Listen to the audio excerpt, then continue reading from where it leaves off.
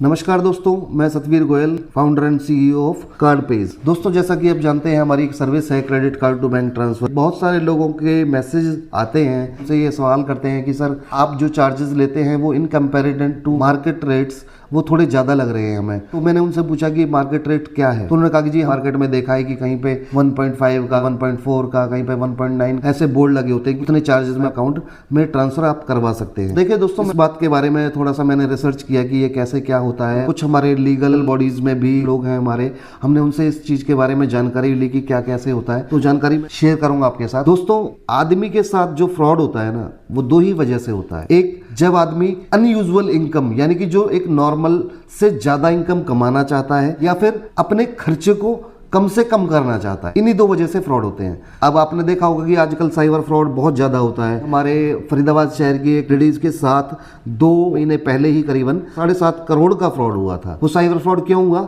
क्योंकि उन्हें दिखाया गया कि आप कुछ ही दिनों में अपने पैसे को पता नहीं कितने गुना बढ़ा सकते हैं, कितना ज्यादा प्रॉफिट मिलेगा। क्यों? क्योंकि वो भी अपने पैसे को इंस्टेंट जल्दी बढ़ाना चाह रहे थे। जबकि दोस्तों, जल्दबाजी का कोई ऐसा इनकम नहीं होती, जो होता है थोड़ा थोड़ा ही बढ़ता है। दोस्तों, जब भी कोई साइबर फ्रॉड होता है, किसी का पैसा ले लिया जाता है, तो वो पैसा वहीं पे नहीं रहता जहां पे वो लिया गया है। वो पैसा तुरंत अलग अकाउंटों में ट्रांसफर हो जाता है। चेंज करते करते step by step foreign accounts में ट्रांसफर हो जाता है। वहां से वो पैसा क्रिप्टो करेंसीज वगैरह चेंज किया जाता है। क्रिप्टो से फिर उसको बेचा जाता है, उनसे कुछ गोल्ड वगैरह किसी चीजों में इन्वेस्ट किया जाता है, फिर उसको बेचा जाता है। फिर उनके बाद इंडिया में जो लोग इसी तरीके से 2 नंबर का काम करते हैं, वो लोग उस पैसे को 20%, 30% काट कर उनको रिटर्न करने के लिए तैयार हो जाते हैं। तो उन्हें मतलब 30% कमीशन मिलता है। फिर वो लोग मनी ट्रांसफर का काम करने वालों तक पहुंचते हैं।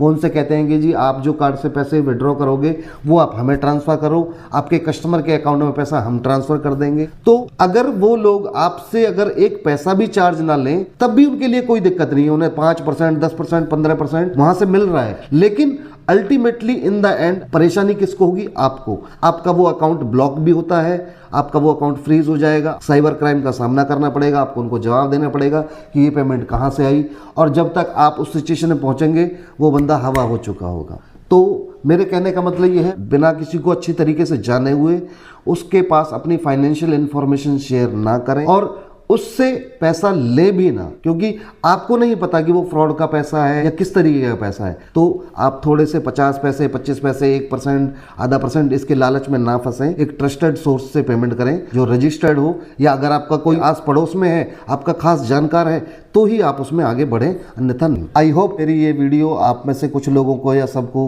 कुछ ना कुछ हद तक मददगार साबित होगी। और मेरा फिर भी कहना है कि RBI की गाइडलाइंस हमेशा फॉलो करें। बिना भरोसे के आदमी को आप अपनी इंफॉर्मेशन शेयर ना करें कभी भी, ना कोई OTP दें, ना कार्ड डिटेल शेयर करें, क्योंकि फ्रॉड का लेवल भी दिन प्रतिदिन बढ़ता जा रहा है। तो इसलिए जब भी अपनी पर्सनल इंफॉर्मेशन शेयर करें, तो उससे पहले सामने वाले की आइडेंटिटी अच्छी तरीके से वेरीफाई करें, ताकि आपके साथ कुछ गलत होता है तो आप उसको ट्रेस आउट कर सकें। ऐसी ही अधिक जानकारी के लिए आप हमारे साथ जुड़े रहें। धन्यवाद।